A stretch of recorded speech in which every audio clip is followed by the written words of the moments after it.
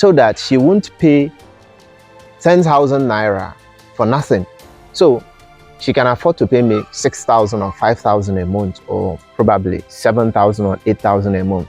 She's gaining something because she assumed the child should be learning from me.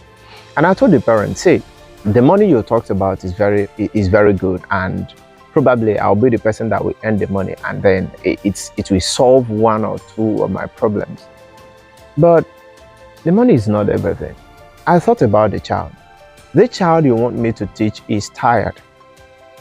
The child has spent quality time in school, and the child must have been impacted. At that point, what the child needs is not teaching. What the child needs is rest. So that is what I should give the child. But if you want me to do a nanny job, I wouldn't mind. I will stay with the child. So it will be as if we're having lesson. But I have to tell you, we are not doing anything that has to do with academics. We can play, we can chat, we can talk while we wait for you. The parents said no. I said, you see, because these children, because they are young and they can't say what they want, and because they think you are an adult, you subject them into what you want them to do. And that child is suffering. To you, you think, I'm spending a lot of money to teach you, I'm spending a lot of money to send you in school. But no, you are not doing it. You are killing the child. Because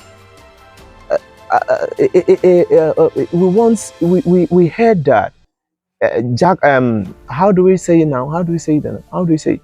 Okay, I'm not talking about Jack of all trade. I'm talking about all play, all works and no play make Jack a dull boy. When we look at it, we think we are talking jargon, but it's not. Play is a part of learning. I say it again, play is part of learning.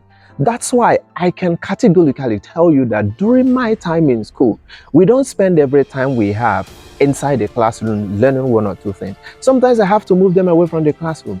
We go outside, we want to talk about nature. Why are we supposed to be talking about nature in the class? We need to go out and rehearse with the environment. That is what a teacher should do. It's not just sitting in a particular environment, talking. Sometimes you need to play with those child. That's why most times I see schools, they learn from morning till evening, and there is no break period.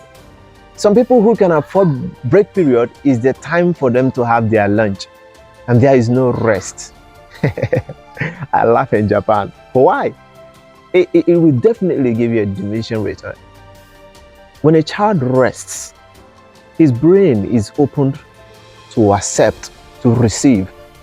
But when there is no play, the child is not free. So that's why some schools, they don't even have break period. Some schools, they will have their break period like 10 minutes break. That's nonsense.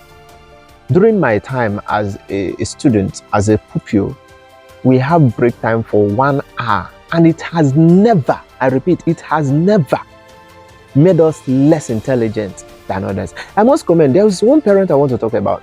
We have lesson hours in school, like our school. We start school by 8 o'clock and sometimes we end by 2 o'clock.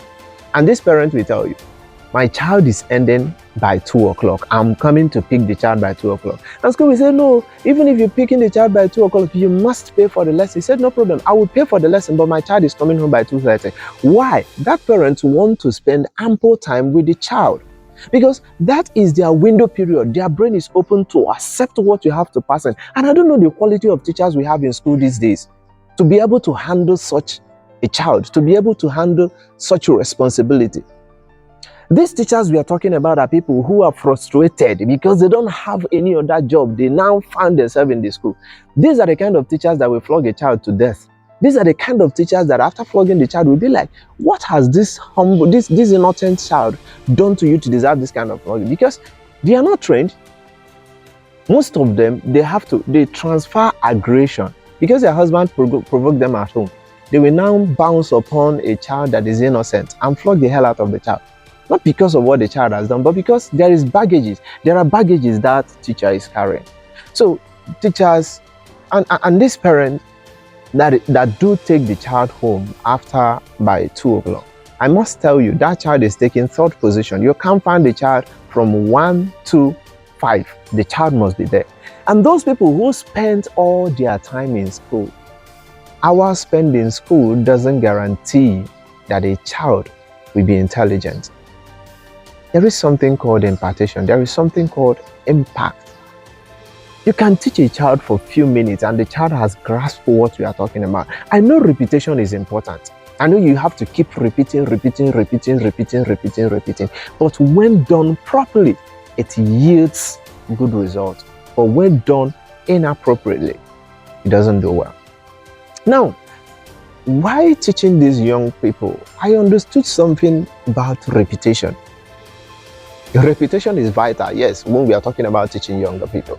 But there is something it does. I remember there's a literature we used to read. There is this literature we used to read.